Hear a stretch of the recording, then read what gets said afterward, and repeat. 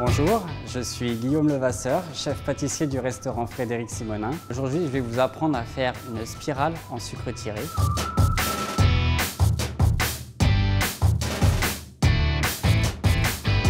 On va démarrer par la cuisson de sucre. On vient y incorporer du colorant en poudre, quelques gouttes de colorant liquide,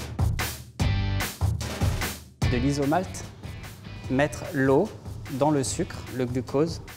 Ensuite, on vient placer notre casserole en cuisson. Donc, on va utiliser un thermomètre à confiserie. J'ai mélangé délicatement avec mon thermomètre pour incorporer vraiment tous les ingrédients ensemble. On va attendre que le sucre arrive à 168 degrés. Et on vient plonger le fond de la casserole dans une eau froide pour stopper la cuisson.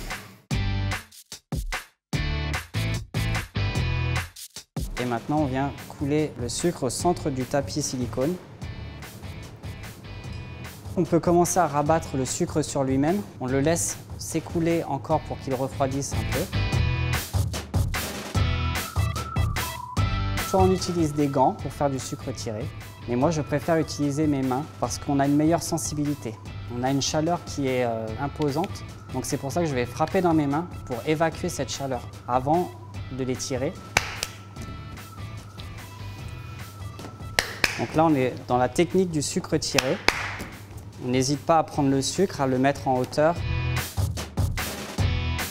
On a terminé le satinage du sucre. On vient découper pour former de plus petits morceaux pour que ce soit plus facile à travailler par la suite. On va éclater le sucre en plusieurs morceaux. Maintenant, on va le faire fondre. Donc, on va utiliser un micro-ondes à faible puissance. Là, on obtient en fait une masse qui a fondu. On prend un rouleau à pâtisserie, on vient placer notre sucre sur le rouleau. Et il faut en fait jongler entre la rapidité à une vitesse constante. Ensuite, on vient casser pour découper. C'est très fragile, il faut y aller doucement, pas trop appuyer.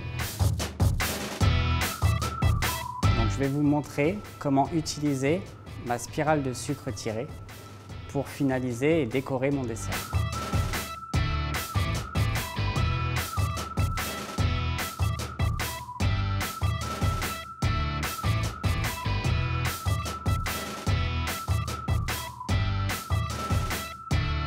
Métro.